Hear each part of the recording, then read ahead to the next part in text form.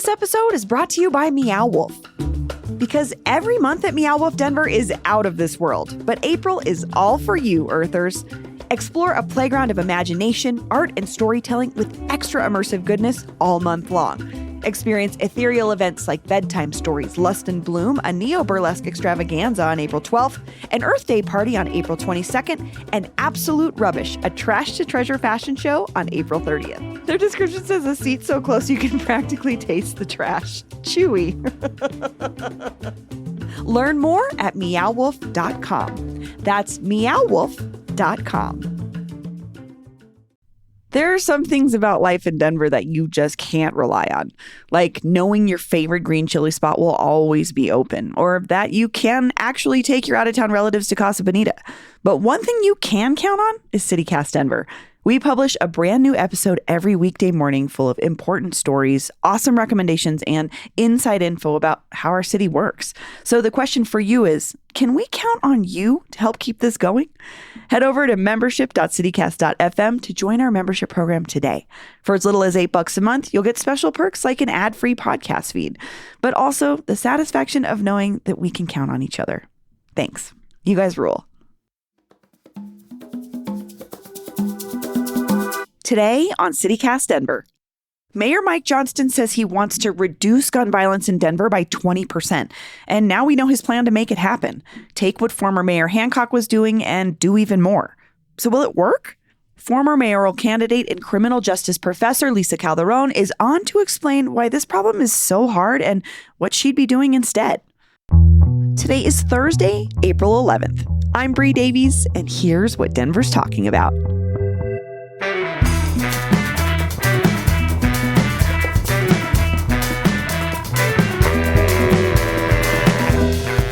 Lisa Calderon, welcome back to CityCast Denver.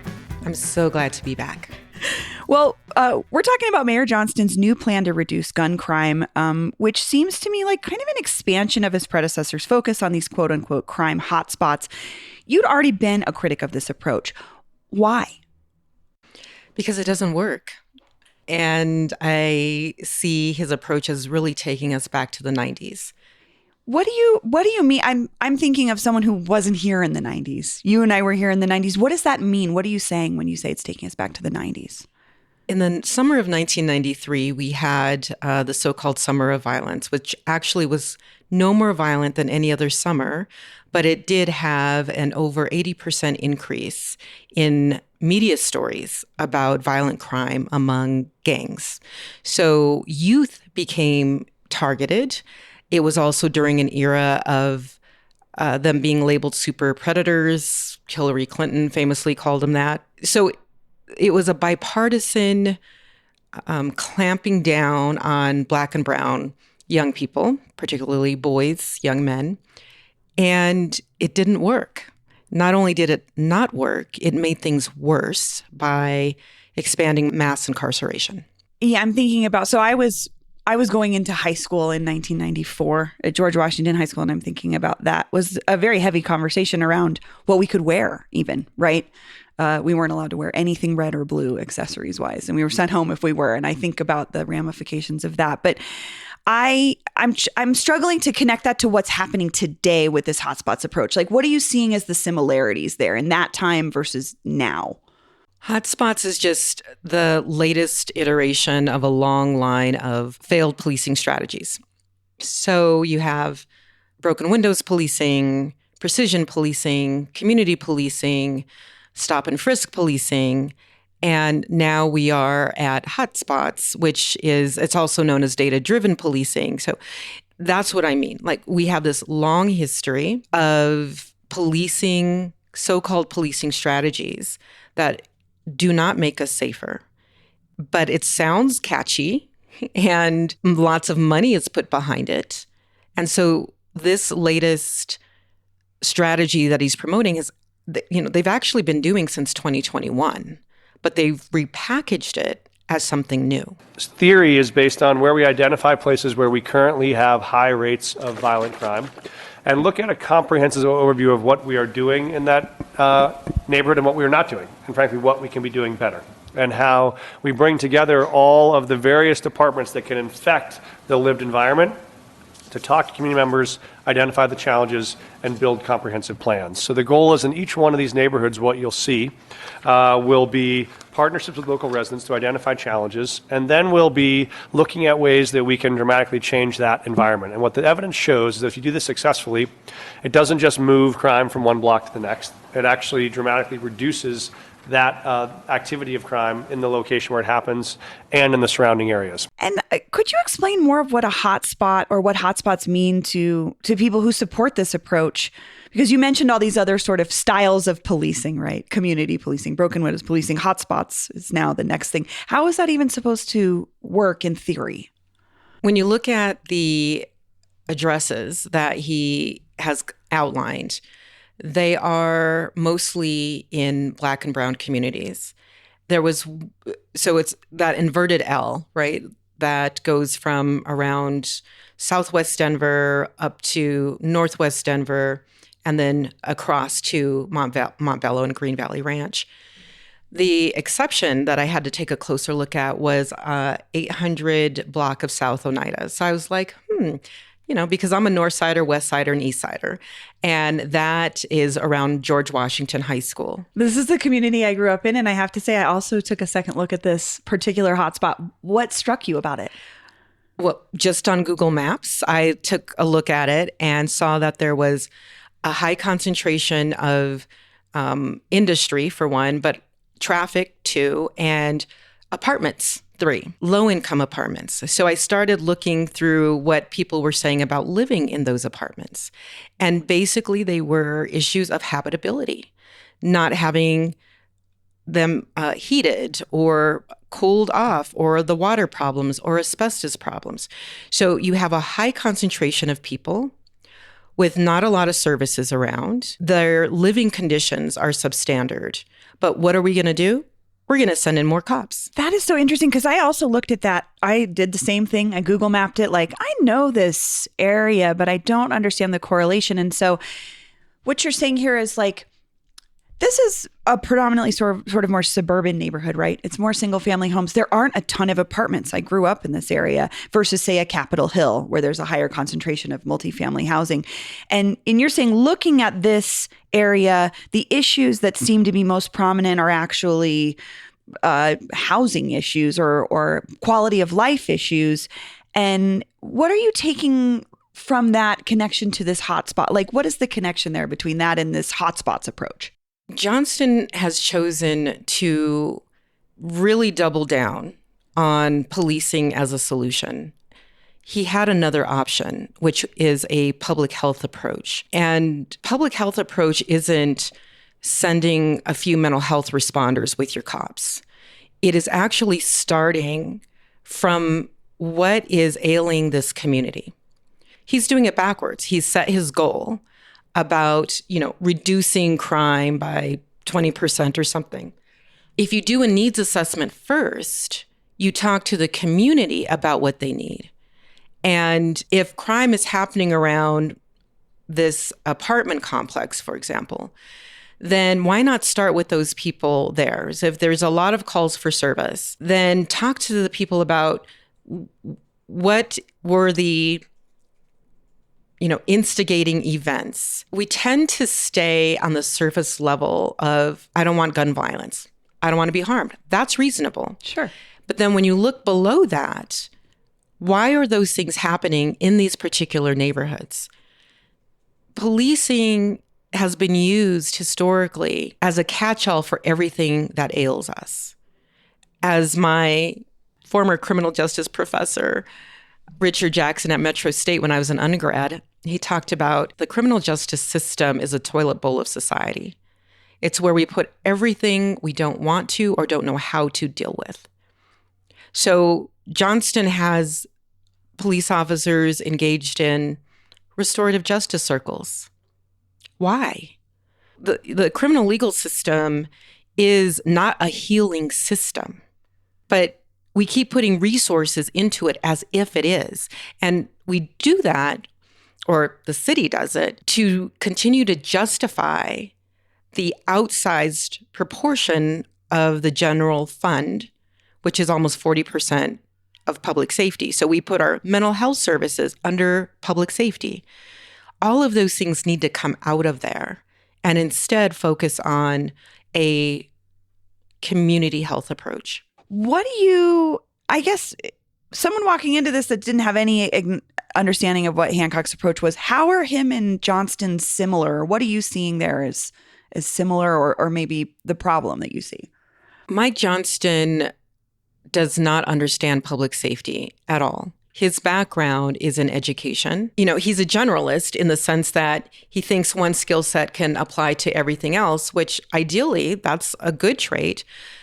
But because he does not have the expertise in criminal legal system issues, his training wheels are the previous administration's leaders. So under Hancock, it was Alan Salazar. He was over the Department of Public Safety, the fire, sheriff, and police agencies. He had no background in those areas. We currently have Janelle Ford, a Black woman from the Chicago politics. She doesn't know our community. We don't know much about her because you don't see her very often in community. And she now oversees all of those agencies. So the similarity is these departments are centralized from the mayor's office. And so the decisions they make are political decisions and not necessarily decisions that are community driven. So was that something that Hancock instituted, or is it always just the mayor's job to oversee all of these departments? The Public Safety Department was created long ago.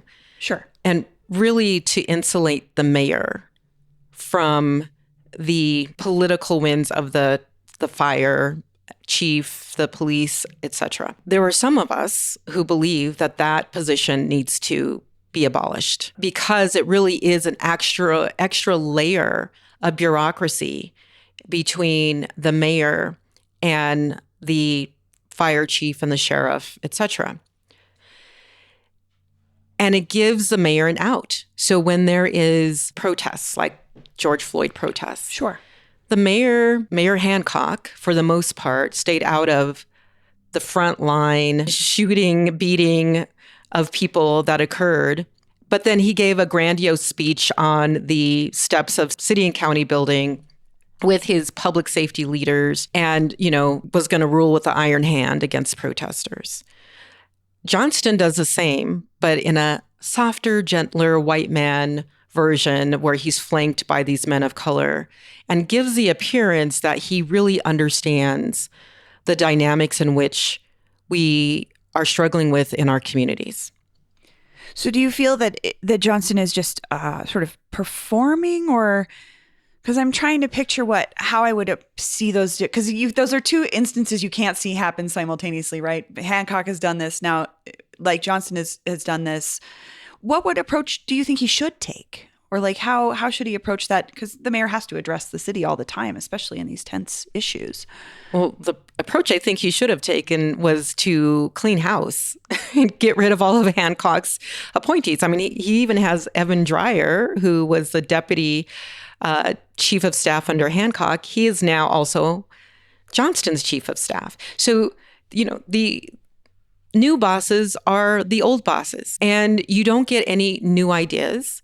They are, invested in the lack of transparency, and they are artful at it. They've been doing it for 4, 8, and 12 years. I mean, these guys have been around for over 30 years in their field, in Denver.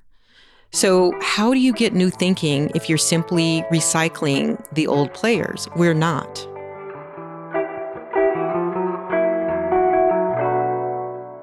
Denver 7 reported on data from Johnston's office showing that the pilot program under Hancock was pretty successful, this hotspots program, with crime rates at 3 designated hotspots rising slower than it did in other areas, and in one case actually falling. How did you see that data? I don't know that I trust that data. First of all, I went to the Denver police dashboard, and they say, we're transparent in our data. And there were people like me who were like, you need to make this data more accessible.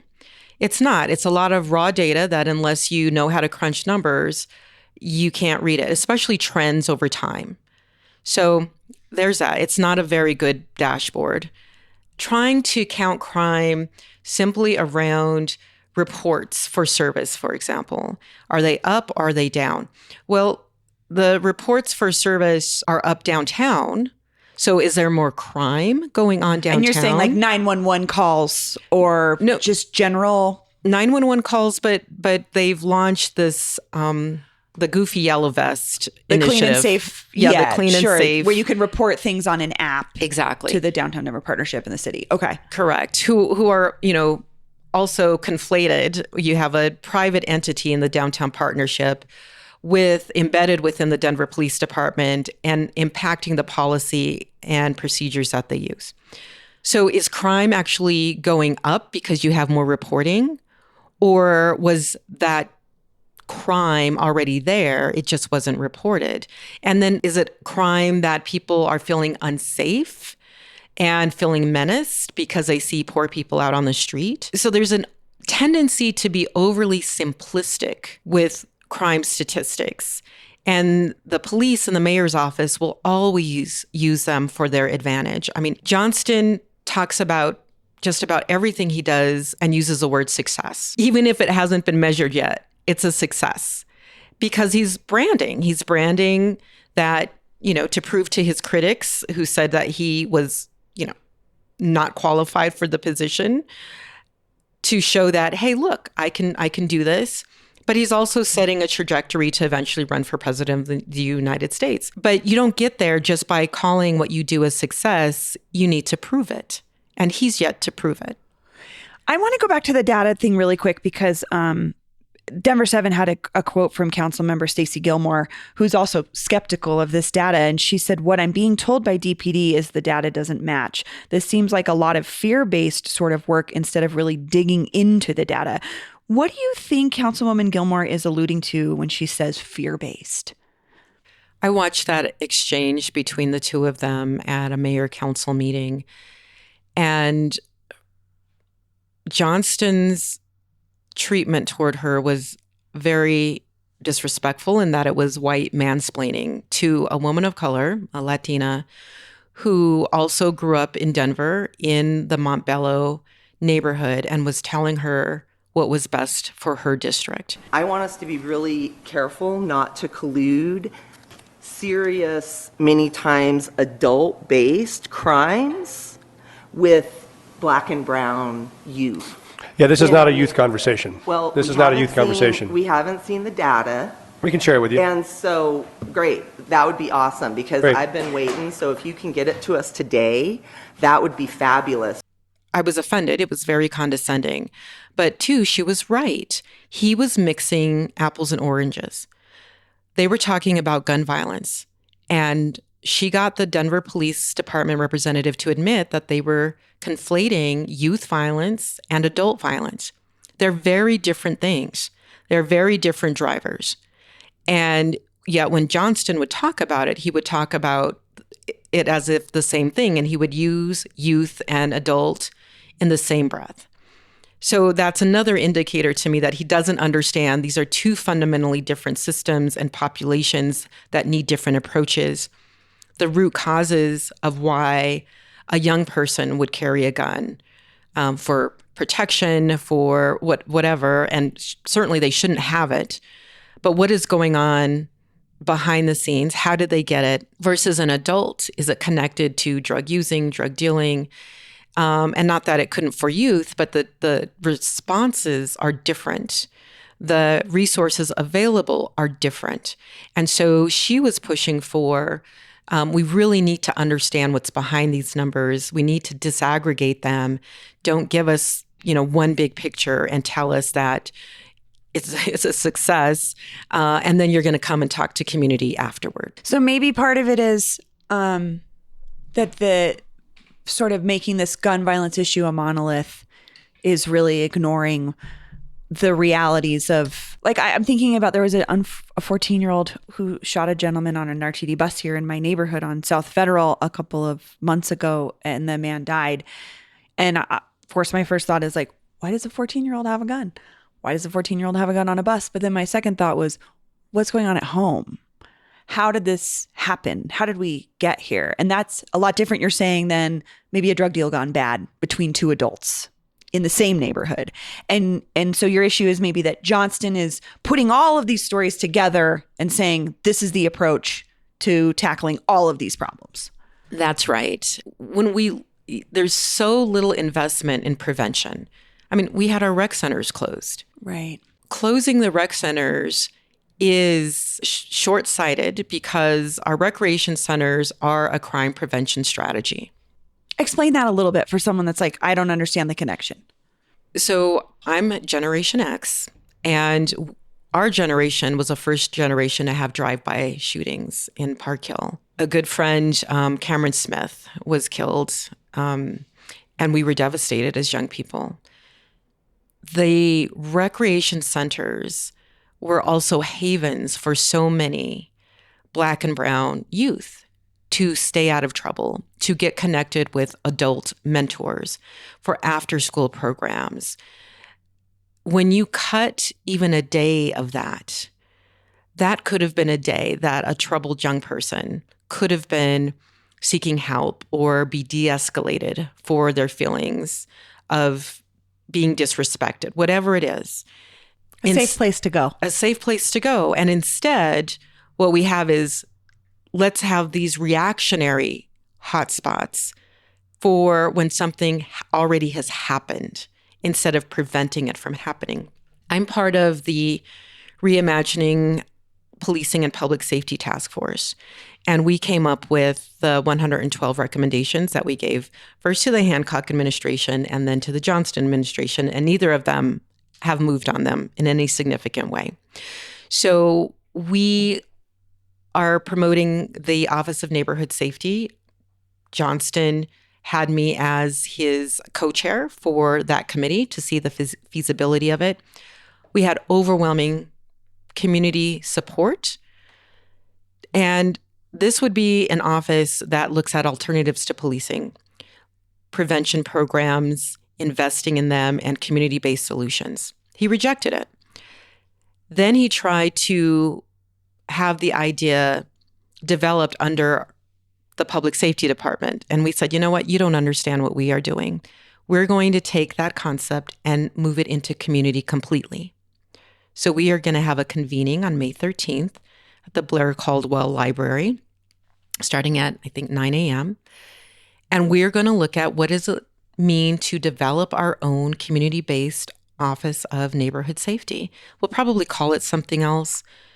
But the idea is to look at reducing crime through a healing and holistic and public health lens outside of the criminal legal system.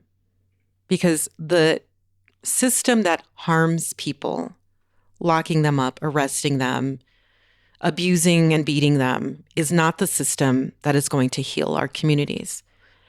We have the knowledge from our indigenous-based roots about what it takes to heal our communities, and that doesn't reside in policing.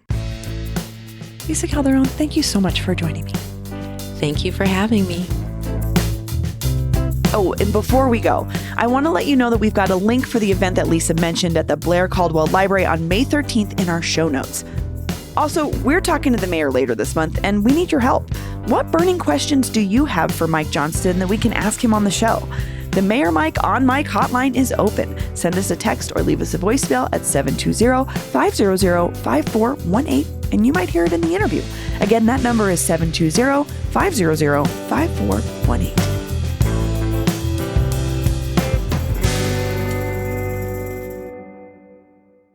And here's what else Denverites are talking about.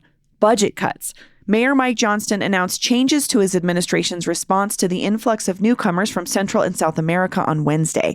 He is reversing the cuts announced earlier this year to DMV and rec center hours. Instead, the budget for the city's many departments will be cut by an average of 2.5%.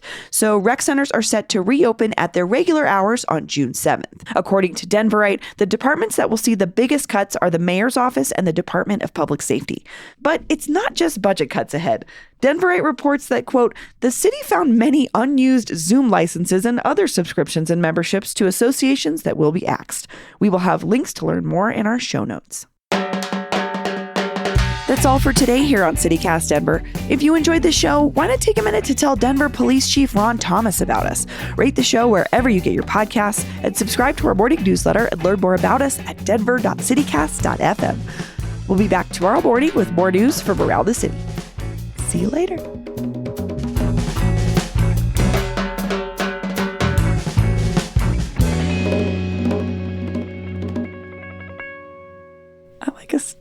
I like something silly like that.